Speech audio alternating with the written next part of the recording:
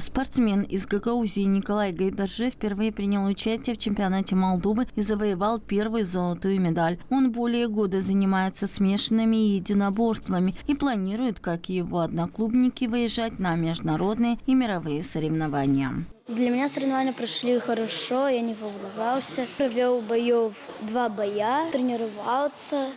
Как отметил тренер Андрей Саранди, Николай перспективный и целеустремленный спортсмен. На чемпионате страны он показал свой характер, дисциплину и выиграл поединки, не оставив шанса сопернику.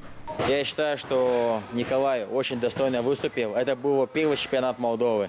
Первый чемпионат Молдовы по кикбоксингу, где он выиграл в 3 боях и стал достойным чемпионом Молдовы.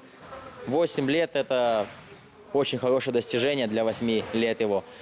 Также через 2 недели он уже стал чемпионом Кубка Европы по кикбоксингу. То есть победа на чемпионате Молдовы его очень сильно вдохновила.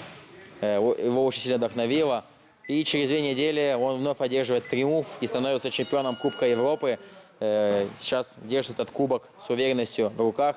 И мы гордимся. С чемпионата страны и Кубка Европы гагаузские спортсмены привезли в копилку медали всех достоинств. В основном это золотые медали. По словам наставника, на Кубке Европы наши бойцы на ринге встретились с титулованными спортсменами России, Беларуси, Германии, Казахстана и другими. Гагаузский характер они достойно проявили на татами. Чемпионат получился очень конкурентным.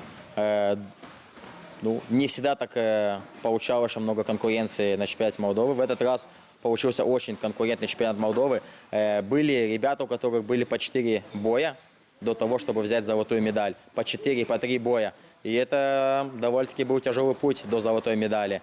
Получился довольно-таки очень высокого уровня чемпионат. На данном чемпионате хотелось бы отметить, что приняло свыше 10 стран участие.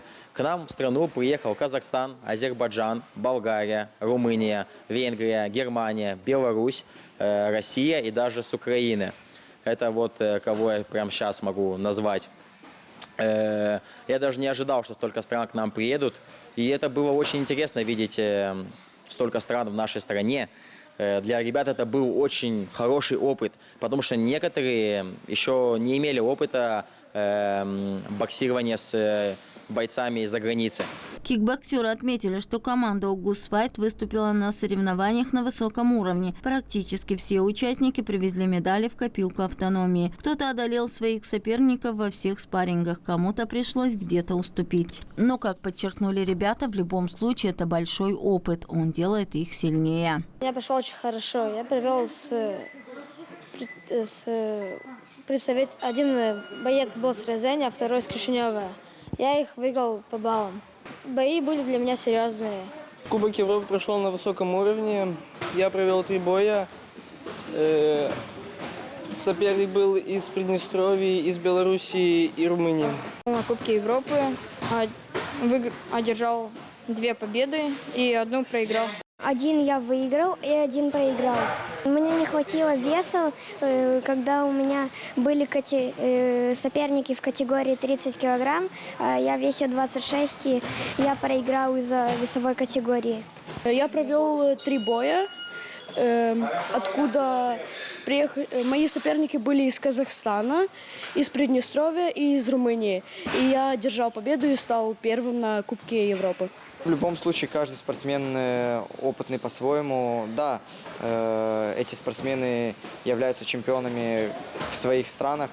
И я одолел уверенно, одержал везде победу.